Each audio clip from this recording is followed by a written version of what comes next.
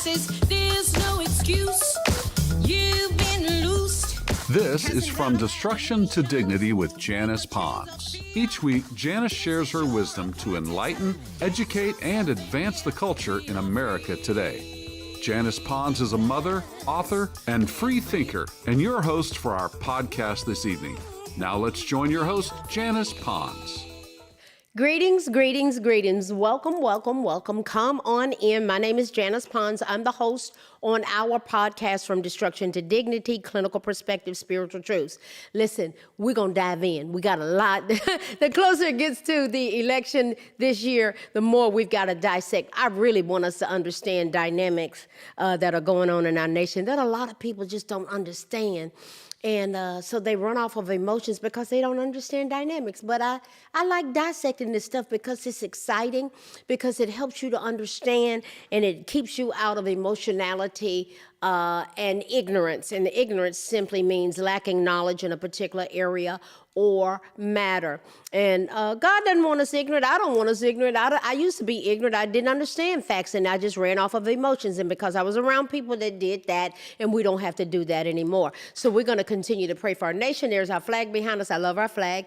And our presidential seal is to remind us. It's a visual to remind us to keep our president, his family, the executive branch, and all of those members of the cabinet, the executive cabinet, and their families lifted up in prayer, and all of the nation, and definitely the ones that were living paycheck to paycheck, barely making ends meet, guys. Yes, yes, yes. So tonight, about understanding our nation, we're going to examine something that's generated discussion in our nation: inheriting mayhem. Some people don't even acknowledge what President Trump walked into.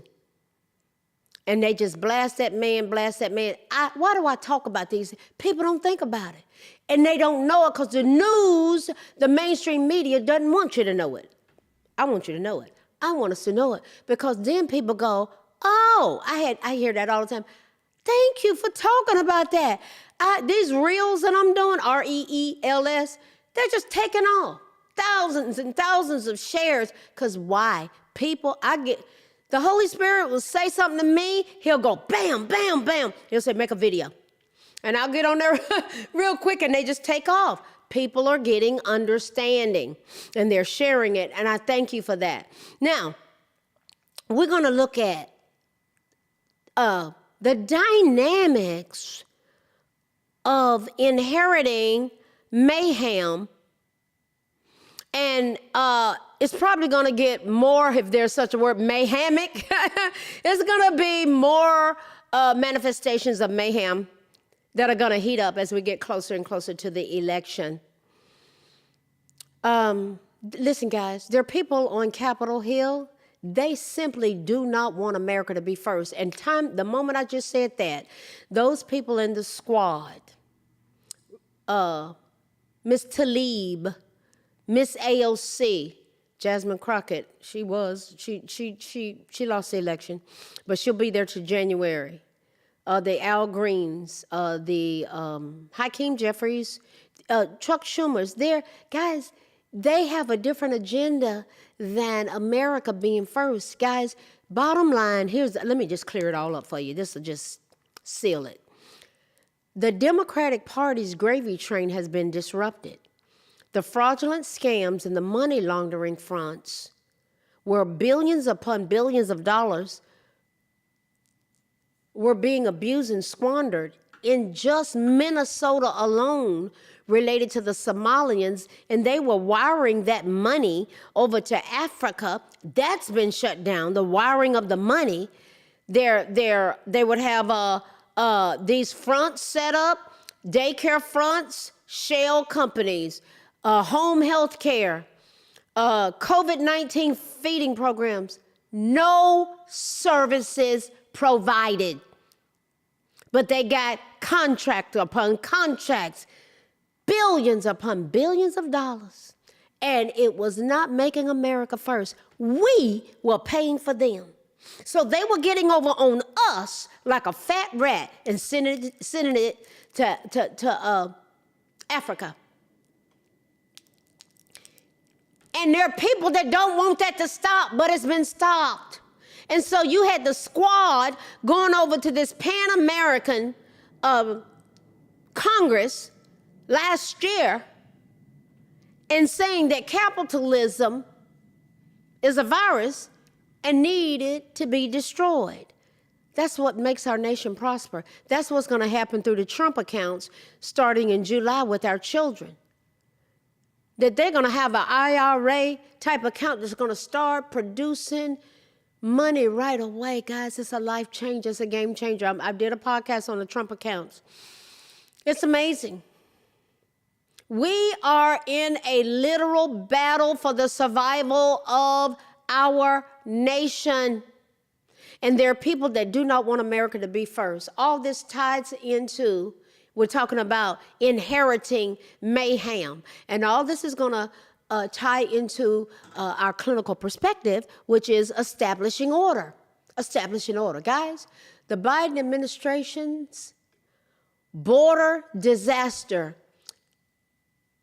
left behind 1.6 million illegal aliens with final deportation orders and half with criminal convictions. Think about that. This reveals a staggering backlog. Now, we're talking about understanding what President Trump has walked into. Y'all need to know this kind of stuff. You sit up and bash the man, you don't even understand what's going on. What I just said about the Biden administration, what they left behind, 1.6 million illegal aliens that had final deportation orders. Half of them were criminal convictions now, already established. So President Trump comes in, and there was a staggering backlog that his administration has been confronted with as Democrats continue obstructing enforcement efforts. They're obstructing the efforts. Now, here are the dynamics that the administration's dealing with. Acting ICE Director Todd Lyons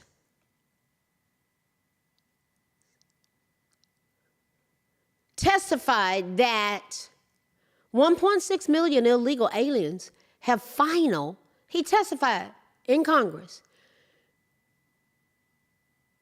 that 1.6 million that are people who are here illegally have final deportation orders or orders already there, including 800,000 that have criminal convictions. Did you know that?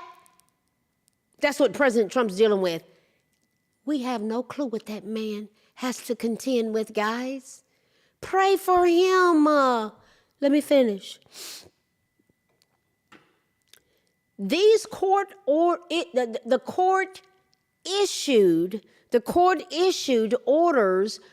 accumulated under the the Obama-Biden-Harris cabal, when daily illegal crossings peaked at 10,000 people a day, overwhelming the immigration system that was willfully perpetrated upon us, never been seen before. ICE arrested nearly 400,000 individuals during President Trump's first year back, while facing riots, defund threats, and judicial interference from the Obama-Biden-Harris cabal through Obama and Biden's appointed judges. New polling shows that 73% of Americans, guys, support deporting criminal aliens, and 67% want local authorities cooperating with federal immigration enforcement. That many Americans want this. But let me tell you what happened during the Senate hearings. Now, so we've already spoken with our vote. We had a GOP trifecta, and then we have these judges, Obama, Biden, Harris, cabal, appointed judges interfering.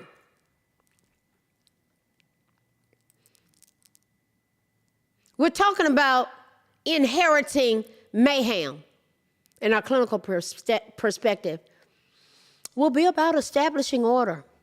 During Senate hearings, it was revealed that during Senate Homeland Security Committee testimony, that approximately, like I said, the 1.6 million illegal immigrants remain in the United States already with final deportation orders issued by immigration judges. It was Senator James Lankford. He did a lot of questioning with the acting director of ICE about the backlog, which included roughly about 800,000 individuals with criminal convictions, not awaiting trial. I mean, they were just convicted. We got some of them out of prison, guys. I keep saying it. Haiti, Cuba, Nicaragua, and Venezuela. A lot of people do not know about that at all. Now, remember, these people were willfully brought in here at the count of 10,000 a day. That dynamic was going on, I think it was 2023. They were rushing, they were ramrodding them in here. These orders originated from the Executive Office for Immigration Review under the Department of Justice, not from ICE directly. Minnesota alone accounts for, I think it was 16,840 such orders, a figure highlighted amid recent tensions in that state where anti-ICE riots resulted in activist deaths. The staggering numbers underscore the chaos created during the Biden years, the Obama, Biden, Harris cabal. And it went to a whole other level when the ones being propped up were Obama was working behind the scenes, but the ones being propped up were Biden and Harris, cackling Harris. Empty suit, cackling Harris. The staggering numbers underscore the chaos that was created, willfully created during the Biden years when illegal border crossings reached 10,000 in one day. At their peak it was 2024. It wasn't 2023. It reached that peak in 2024. It was getting wild in 2023, but 10,000 a day, guys, that is crazy. Did you hear me? 10,000 a day. Do you see the willful chaos that was perpetrated upon us? The previous administration released 70,000 special interest aliens with potential terrorism ties without proper vetting, compounding security risk. Guys, who does stuff like that? 70,000 special interest aliens. Just loose them out on the streets. And you think that Christian conservative constitutionalists are crazy when we call this stuff out. This backlog represents individuals who went through full immigration court proceedings, received final removal orders from judges, yet they remained in the country due to inadequate enforcement priorities under the Obama, Biden, Harris cabal. Guys, these people from the pit of hell. And so can you see how they have willfully orchestrated all this stuff to try to make President Trump look like a fool? But they were the ones that perpetrated all that stuff. And he's coming in trying to straighten it out, getting these criminals out of here. The Trump administration inherited A system overwhelmed by unprecedented illegal immigration, leaving American communities vulnerable to criminal aliens who should have been removed years ago. We're talking about walking into mayhem. Recent polling data confirms Americans strongly support President Trump's enforcement priorities, with 73%, like I said earlier, backing him. They back the deportations of criminal, illegal aliens, and 67% want local authorities to cooperate. But you have Democrats that are trying to keep this from happening. These numbers expose the total disconnect between Democratic politicians pushing sanctuary policies and ordinary citizens concerned about public safety. Guys, they need to shut them all down. The sanctuary cities, shut them all down. They're havens. They're cesspools for crime.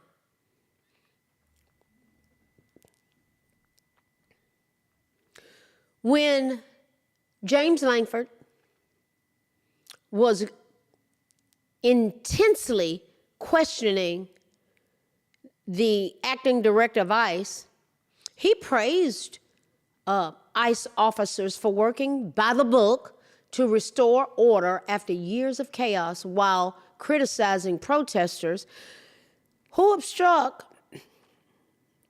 the enforcement efforts. The data, guys, I love synthesizing and integrating data. I camp out at that kind of stuff. See, that's what I look at instead of the news. I don't pay attention to the news. I might catch snippets and bits and pieces over posts, and I might research something, but I don't sit in front of the TV looking at news. They're liars. They all have the same talking points. I look at data, analyze, synthesize, integrate data, and I come over here and talk about it.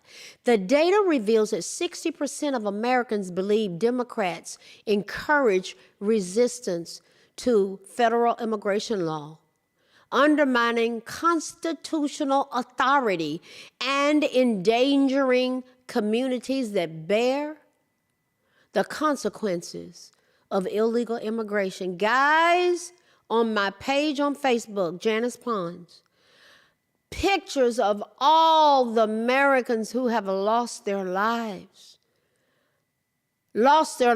bodies accosted, totally unalived in vicious manners.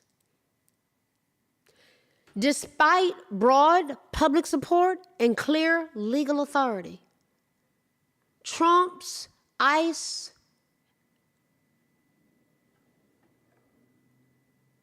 agents faces obstruction from the Obama-Biden-Harris cabal and those appointed federal judges who issue increasingly detailed orders attempting to micromanage immigration enforcement. What was that lady's name? Susan Nelson. Judge Susan Nelson went so far as tracking UPS deliveries for detainees, while Judge Christine O'Hearn called ICE positions indefensible for allegedly defying release orders. These judicial interventions represent government overreach, guys, that hampers ICE's ability to execute lawful deportations. They're just trying to uphold the law. And they did not, ICE did not ever get this kind of resistance under the Obama-Biden-Harris cabal for any deportations that he did. No. So why would they choose just one president to act the way they have been? Do you see who you may have aligned yourself with?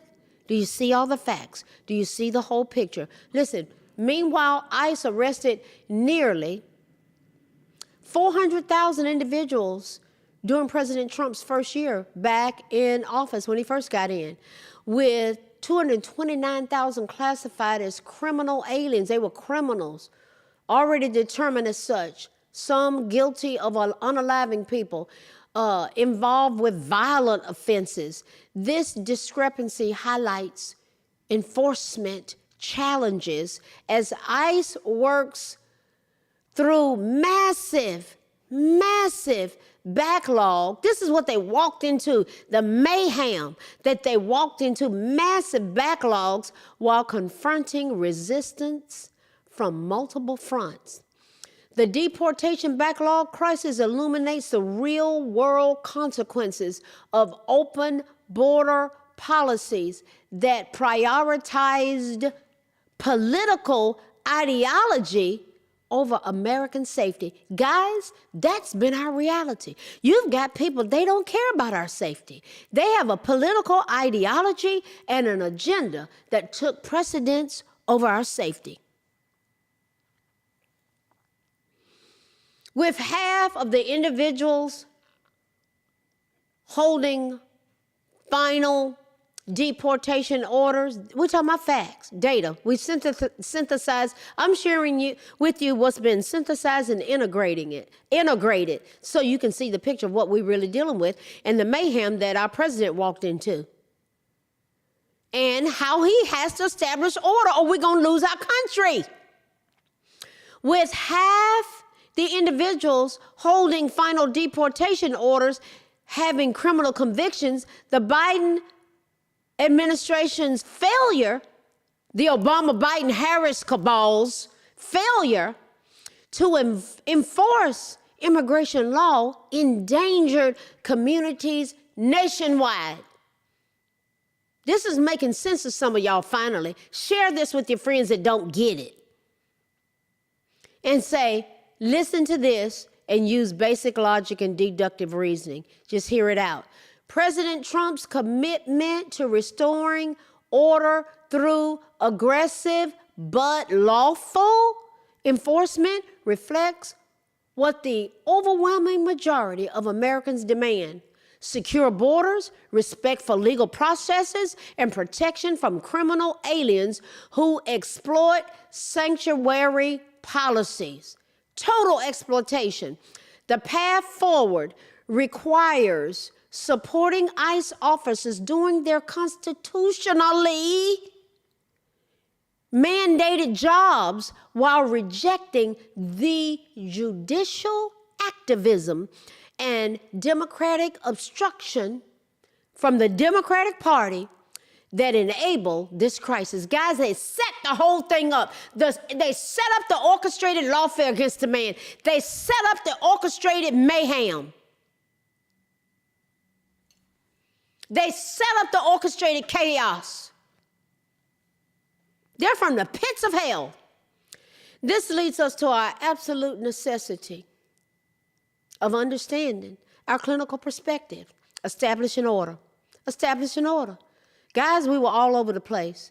There are key components that have to be established regarding national order. What does that include?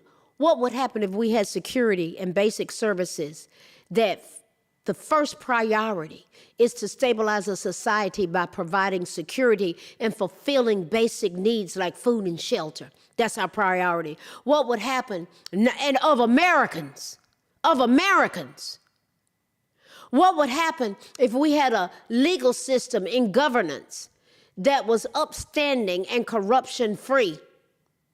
Establishing a constitution, a system of laws, and a recognized government being essential for maintaining order and legitimacy. They didn't even want us, they were trying to defund the police, guys. That's what the Democratic Party was about. And these communities were imploding and being taken over. What would happen? And then you had 10,000 people coming in a day. Do you see what they did to us? What would happen if we have a shared identity? Yeah, shared identity. It's not well, you're all black people. Child, we got to stick together. The black and the brown is a lie from the pit of hell. What we got to do, let's start with sticking together as American, and we can recognize cultures, Hispanic, Native American, Black American, Asian, all of it, Italian, all of it, Chinatown, all of it. Let's recognize it all. But we got to come up under the umbrella of America. That's our shared identity. Creating a sense of unity through common culture, common language, history, language, or shared ideals. This helps build the population coming together. What would happen if we had institutional frameworks? What does that mean? What does that mean? Building institutions such as law enforcement, not defunding them, and government agencies to hold the rule of law, like ICE, like law enforcement, like our National Guard coming into Washington and not having to be threatened with being ambushed. Can you imagine how asinine it is to even try to embrace that during the BLM uproar in 2020, the effort was to defund police departments? I'll just leave that right there. What would happen if we had economic structure? What would that involve? Establishing a functioning economy. God, President Trump's big on that. And where necessary, and it would be necessary at times, promoting sustainable practices for a permanent population. Guys, here's something to think about. What would happen if we had key principles for being successful, such as partnerships? That's what was going on with the opportunity zones. During his first administration, we had 9,000 that had been set up in the urban and rural communities. And when the Obama, Biden, Harris cabal got back in charge, you didn't hear anything about them. All of a sudden, bringing those people in, the 10,000 people a day were in, and we were paying for their housing, their health care, their child daycare, free money card, food, education, while Americans suffered. Am I talking to anybody tonight? Are you getting understanding as we synthesize and integrate this data together? What would it look like if we established communication between people on the ground, everyday people, and government officials working together? What would happen if we had a mindset in unity as it relates to problem solving, addressing small, immediate problems, and building trust? What would happen if we focused on capacity building and investing in training and resources, particularly for our law enforcement? Guys, listen, we were all over the place.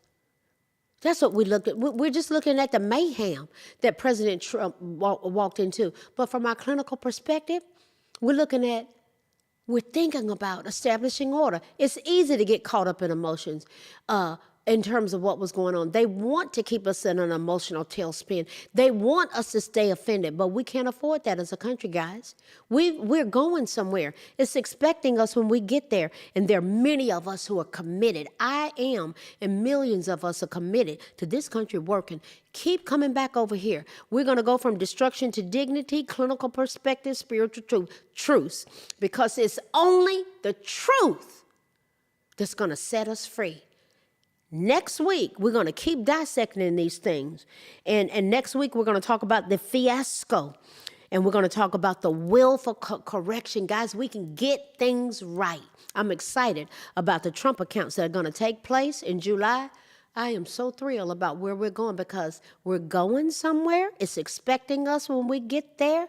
Come and go with me as we continue to synthesize, integrate, understand, and dissect these things so we can have understanding, because wisdom is the principal thing. Therefore, we're going to continue to get wisdom, which is revealed truth. But in all our getting, we've got to get understanding. I'll see you next week. Good night. Thanks for listening to this week's episode of From Destruction to Dignity with Janice Pons. Janice's mission is to provoke thought, bring awareness, and point people towards intervention when needed. As a reminder, this show is not therapy, but for educational purposes only. For more information, check out JanicePons.com or follow her on social media. We are one power, strength is ours, liberty, been set free, education, affirmation, dedication, information.